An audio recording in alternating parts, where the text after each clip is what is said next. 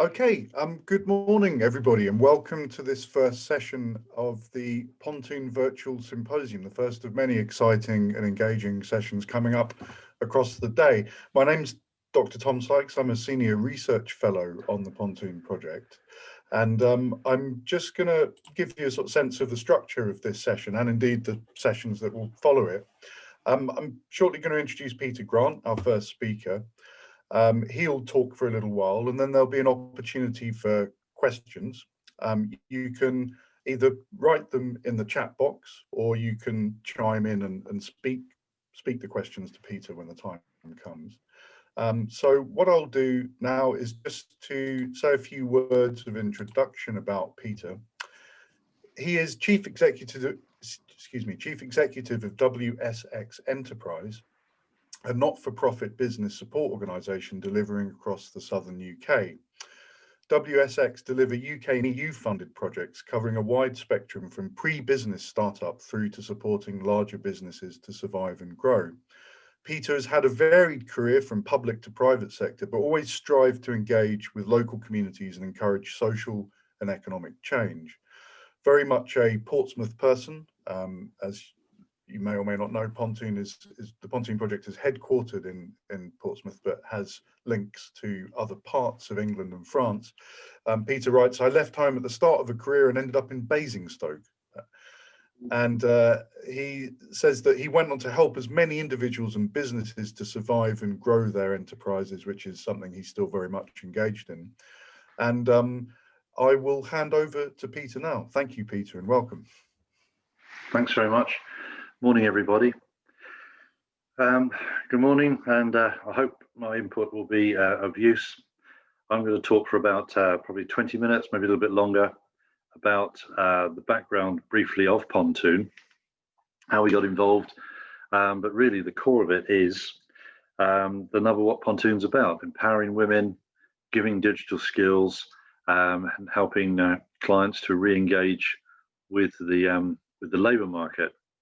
And of course, there's an exciting tale in a way brought about by the fact that where the project started in much calmer and more reasonable times, it's changed quite a bit.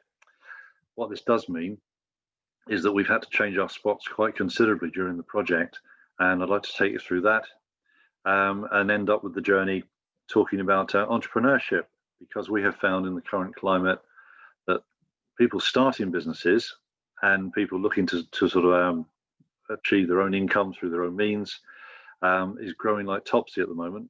That's the technical phrase. And for PONToon, we felt that we could actually do more to help women in this area. So I want to talk about that as well. So PONToon was essentially all about female empowerment through raising skills and entrepreneurship in the digital sector. And the reason that we went down the digital sector route is because it was probably the biggest growing business sector in the country, apart from self-employment at the moment, and yet women were underrepresented in this area. So it was great to have the idea of equipping women from outside the labour market with digital skills, and of course the juice of PONToon as an Interreg EU-funded project is that we will deliver this with UK partners and partners in northern France as well, as part of the Interreg Channel programme. So I think as PONToon has rolled on this is probably year 3, we're coming towards the end of it. The core of the project is still there, but we've blurred it quite considerably in terms of delivery, tuned it into what the marketplace and what our clients are saying, but also what's happening in the world out there, which obviously has made a massive difference. So the work package that I want to really focus on is how we've used or tried to use entrepreneurship to help women to re-engage in the business community. I should say that we're not sort of just batting digital skills as an entity into the project, into the long grass. The core of PONToon is still that, and we'll hear more about that during the day.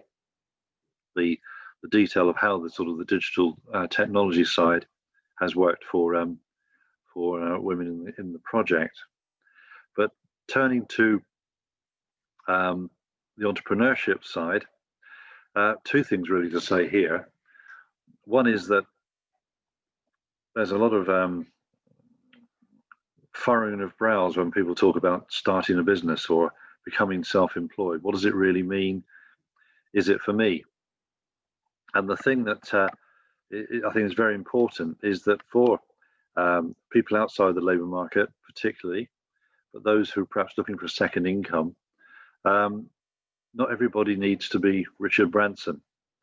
Not everybody wants to work 20 hours a day, 7 days a week, and maximise as many noughts on the end of the bank account as they can. For some, and more so in the current climate, it's a lifestyle choice. We see more and more women, but also men who are choosing to perhaps run a business that fits in with their lifestyle or their needs or their responsibilities. They could be caring, could be family responsibilities, or they've just reached a time in their life where they want that work-life balance. So yeah, money's important. It does actually help, but it doesn't have to be the absolute bow of the ship when you're looking to start a business, and obviously not. And what we felt is that entrepreneurship does actually in itself give PONToon the opportunity to develop further beyond the life of the EU funding. It's a brave step, but right now we're looking at what is life after PONToon. Can we create a social enterprise or a cooperative entity that allows women to either focus on self-employment or use the skills that they've learned to actually develop a standalone business that will bring in funding to allow it to grow, but also sustain is the key thing. I mean, the latest stats are showing that within 2 years of a new business starting, I think it's 55 to 60% of new businesses are failing. And that's not a massive change from where we were pre-COVID. So let's talk about, sorry, there's a Labradoodle trying to get in the room. I apologize for that. I'll go and throw a bone or something in a second, such is the beauty of Zoom. So yeah, the key thing we find with entrepreneurship is flexibility. It really does work as a sort of an option for those who want to create their own market or their own income. I want to give you two examples to bring this to life.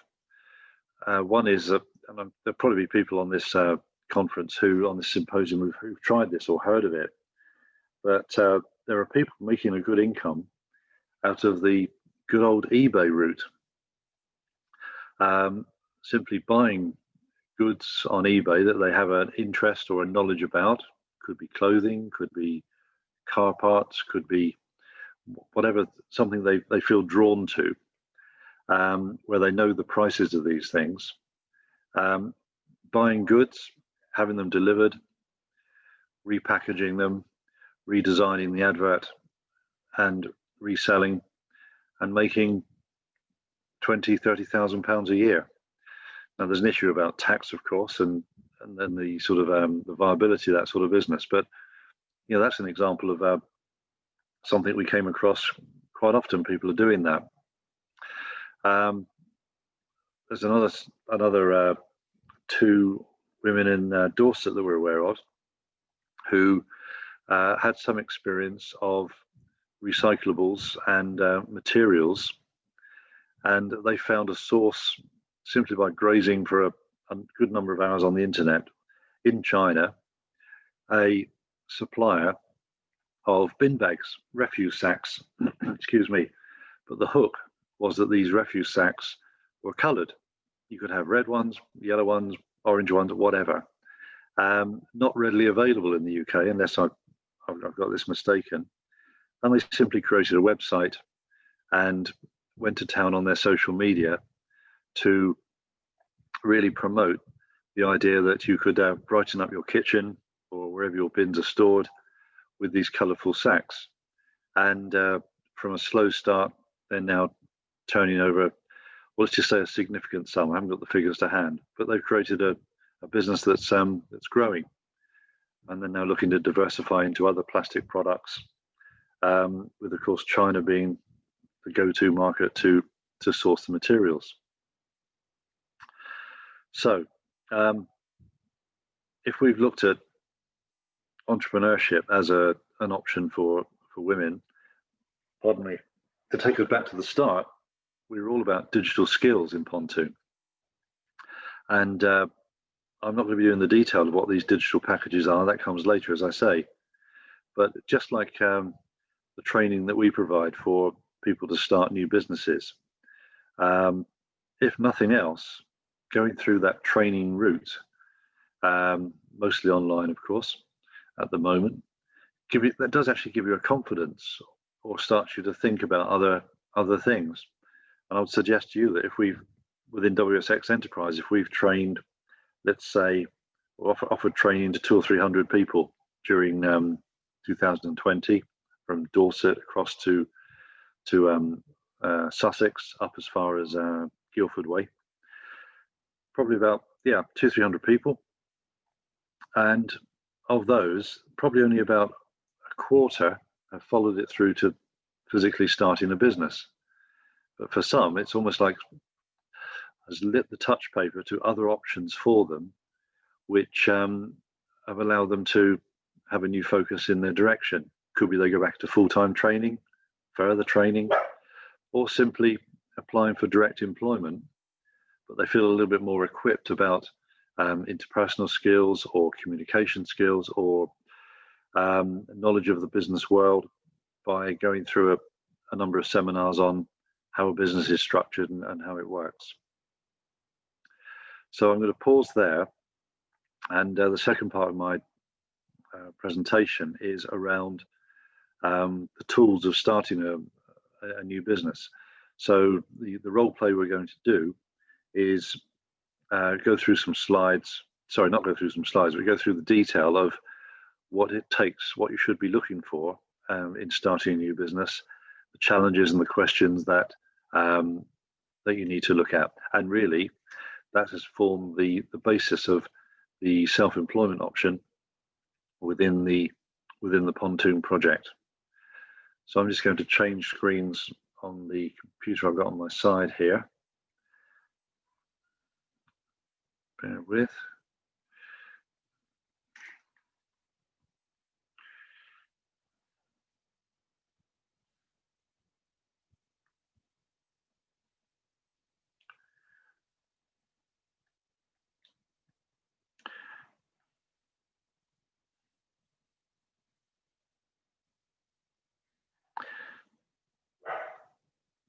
It's the watching a washing machine syndrome to finish, isn't it? When you're trying to watch for something to load.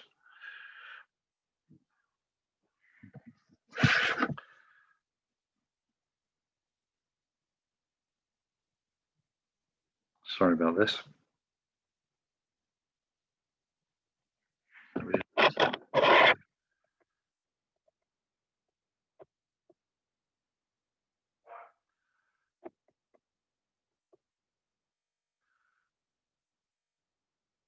Okay, I'll try for 30 more seconds, then I'll talk without the bullet point prompts. I was going to put these as a shared screen, but decided it would be too long, too much detail to do that, and I might be regretting it. Okay, plan B. Sorry, everybody.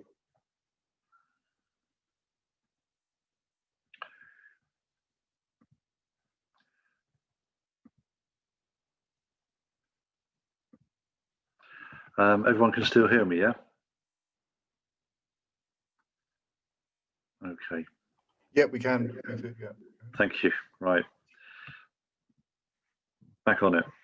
So what we're going to do is a 5-minute or so, almost like a role play, the sort of questions that we throw at people when we're looking to start a new business.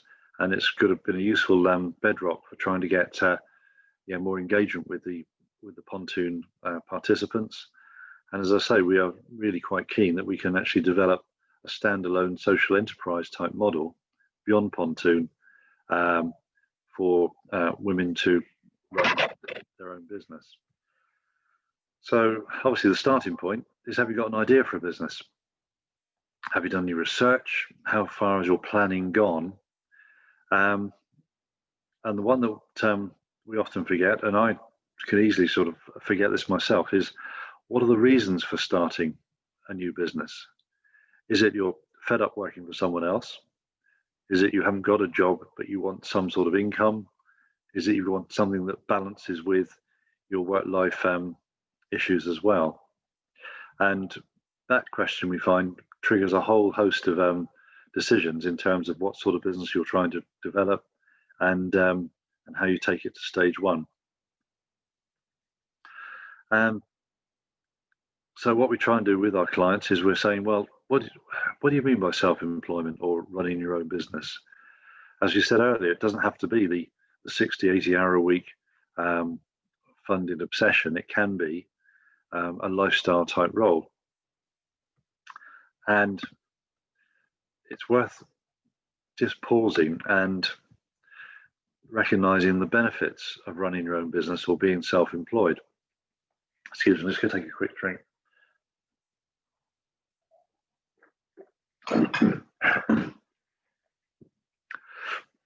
When we're talking with people who are looking at this route, the key thing we always hear is that you're your own boss. You are your own boss. You can make your own decisions. You can have a flexible lifestyle and a flexible employment style. Of course, there's no ceiling on your earnings, and it's a lifestyle choice. Job satisfaction is, if it works for you, that's the route to take.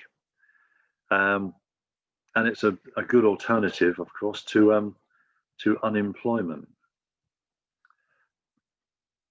It's not all rosy, though, not all rosy.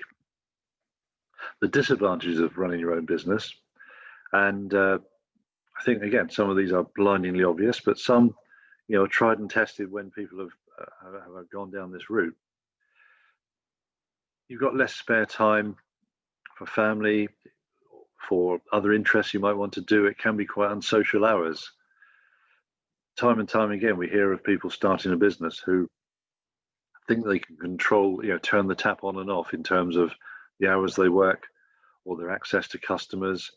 And it can be quite an unsocial business. You've really got to work hard to be able to control it. Self-discipline is absolutely key. You've got to be organized and able to multitask. We've said there's no ceiling on earnings, but of course there's no floor either. And there's no sickness or holiday pay. It can be quite a lonely existence at times. And of course the buck stops with you. And the one that can be quite painful for a lot of people as well is that you have to keep accurate records. You've got to have records of your orders, customers, goods received. It's depending on the nature of the beast. It can be quite onerous. So you've got to be quite digital to get on top of this, or else you'll find yourself drowning. We touch on legal status for start up a new business. What's right for you? Is it a sole trader? Simple to set up, no costs, and you're fully liable for business debts. Is it a partnership? You could register separately, all partners are liable. It could be husbands, wives, partners. It can be quite tax efficient to do a partnership. Is it a limited company? There are costs in setting that up. It does reduce your liability, and effectively you are an employee, and your accounts can be publicly accessed. Or is it a social enterprise? Social enterprise is a phrase that's often bandied around and often misunderstood, frankly. We paraphrase it as a business that creates wealth or creates any margins that are reinvested in the business for the good of the community and or its members. And there's a very thin wall sometimes between social enterprises and cooperatives. But again, a lot of this, the real nitty-gritty detail of these legal status issues, we go through in some depth with our clients. But I want to dwell on social enterprises because we think this is where the direction of PONToon could well end up. Community shops and cafes, and Cafe Direct being a good example. Jamie Oliver's 15. You remember that Jamie Oliver's Italian restaurants went belly up a few years ago, about 18 months ago, I think, 2 years. What he still has is his 15 restaurants, which are there as training vehicles for young people, and any funds that any margins are reinvested in the training and in the infrastructure. The one that most people have heard of is the Big Issue, of course. That's a social enterprise in itself. And on a larger scale, well, a more visual scale, arguably, the Eden Project in Cornwall is actually a social enterprise. And that, when we use the phrase social enterprise, it doesn't mean you can't make money or everything's given away. Of course not. You've got to generate enough income to cover all your costs. But perhaps you look a little bit different at margins and your profits on what you do with them. And there are some innovative ideas there that we've touched on. A starting point for a lot of people, and we would want to do this with PONToon Mark II if we do get off the ground, is look at our sort of clients and say, well, are you trying to turn a hobby or an interest into a business? Sometimes it works, sometimes it doesn't. And the pitfall with this is that if you enjoy doing your hobby, when you've got to do it to a deadline, when you really got sort of to dance to someone else's tune in terms of delivery or production of goods or something like that, are you really committed to this hobby? Does it naturally fall into as much enjoyment and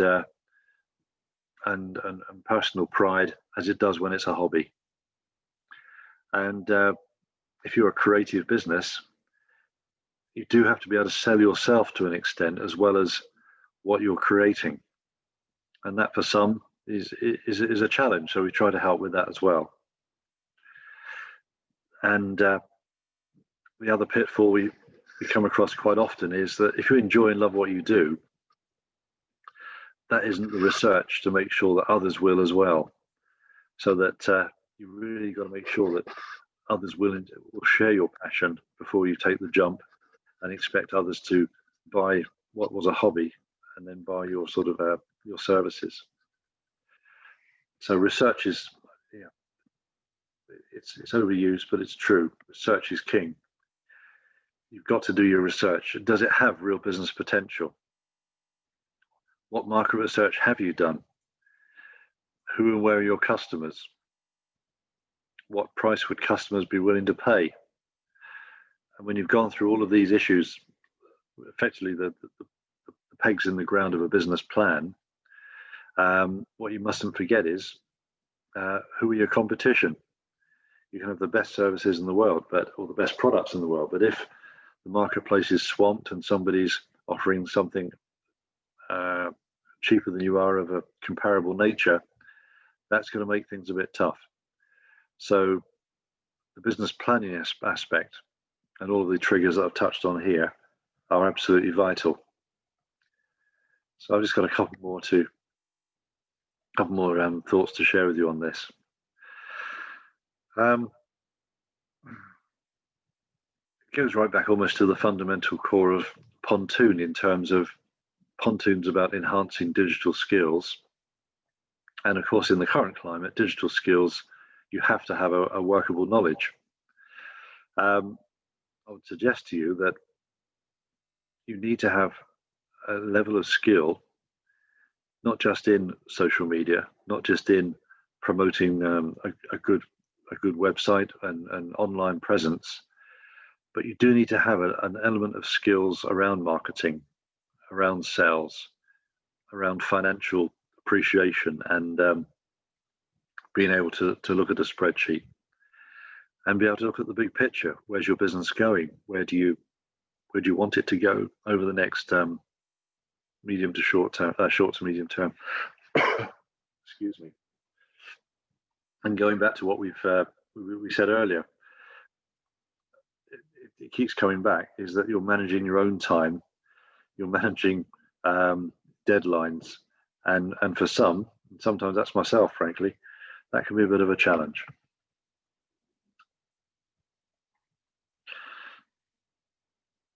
Lastly, it would seem a sort of the cherry on the top of the cake in a way, but it's very important, is the business name. When we chose PONToon as the sort of starting point for the project that is the nature of today, PONToon was actually a hybrid version of a previous project called Bridge. And of course, some people started to think it was all about card games. So we had to put them right quite soon. And then as the project developed its own life, that sort of anomaly was forgotten. But it just goes to show how business names can be quite tricky. We suggest that you choose a name that identifies what your business is. You avoid a name that may restrict future activities. Make sure the name conveys the right message. And of course, no one else is using the name. And make sure your name isn't seen as offensive in other languages. There's some quite stunning examples, which I'm not going to go into now because they're quite rude, of where you choose what you think is quite a sort of cliquey name for your business, but in different countries, if you eventually do get to an export situation, or in fact, even within this country, you can find yourself in hot water because the business name is more contentious. So I touched on a business plan. It's a document that clearly sets out what you aim to do. It sounds onerous, but it doesn't have to be. If you Google business plan template, you'll be presented with probably about 3,000 or 4,000 options of what a business plan can look like. We think it can be done with 5 or 6 headings on 2 or 3 pieces of paper. That's the start. That's the map you initially need of what you're going to do and how you're going to get there. It's your vision for the business and outlines your goals of what you're going to do. So we're not going to go through a whole business plan in detail right now, but I'm going to take you through the headings. We call it the route map to success. But to be honest, if you cover these bases and you've got a grip of these areas, you're on the way to a successful business, potentially. Marketing, who are your customers? How are you going to reach them? What are the products or services you can offer? Finances, you've got to have a capacity to manage the accounts, invoicing and cash. Are there premises issues? Are there equipment, office systems? That tends to come later if you're growing a business, but you've got to have that basic grip of the accounts, invoicing and cash. It's tried and tested, but we do suggest you look at a SWOT analysis for your business. What are the strengths of it? What are the weaknesses, opportunities, and threats? That really does tend to unearth a few time bombs that might make you think again, or change your tack, or change what you're trying to do. Legal and regulation side, tax, national insurance obligations, VAT, that probably comes at a later stage.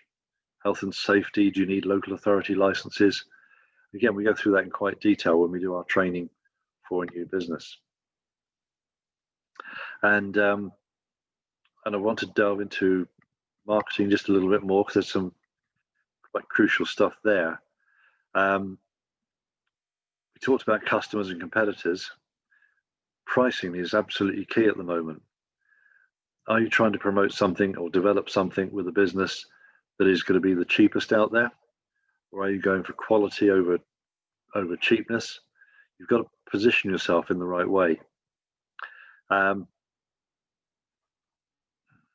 Websites have been around for a long time now, but it's still quite easy to look at a website for a small business, and you've got about 5 or 6 seconds on that front page to be clear on what it is that you are offering.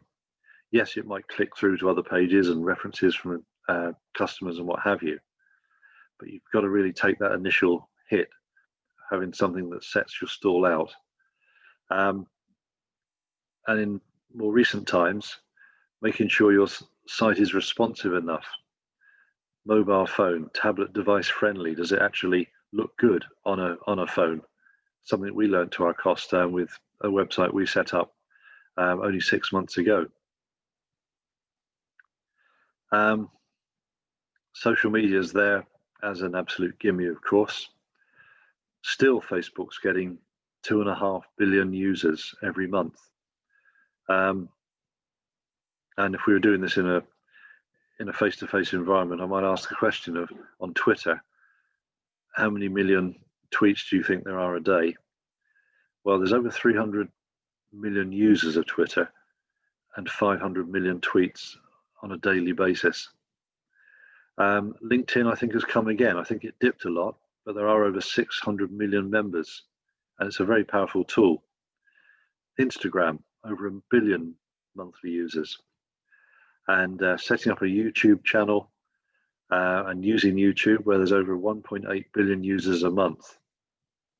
That's these are all absolute key planks to getting your messages out there. And as some people in this symposium will know very well, the average usage for online is 4 hours a minimum a day at the moment. So I'm drawing the line now. I'm just checking if there's anything else I wanted to. Yeah, so really, in summary, PONToon was all about digital skills for women. We want to make sure that more women are engaged in the industry. Of course, it becomes an even bigger stretch now that the jobs market has tightened considerably. Projections of unemployment going 3 times what it was 18 months ago by the middle of next year. So it's tough. If you're outside the labour market, the best training course in the world may not equip you with the skills that when somebody's looking at 10 CVs or 100 CVs, are you going to be getting that interview? Are you going to be top of the pile? We're doing our best to make sure that's the case. But as I say, this self-employment entrepreneurship, the market is there. In the current climate, it's still there. And it's something we're quite keen to make sure PONToon has a legacy with. So I'm going to stop and invite questions, and thank you for listening to my presentation. Thank you. Thank you so much, Peter. That was a great presentation, a really useful mix, I think, of kind of hard-nosed practical advice and clear sort of case studies that relating to enterprise and entrepreneurship. So I think there's a lot of food for thought there. We just have a few minutes for questions. I don't know if anyone would want to. I think there are a couple of comments and questions that I'll read from the chat box, but I don't know if anyone at this point would want to come in and with a spoken word, as it were, question for Peter.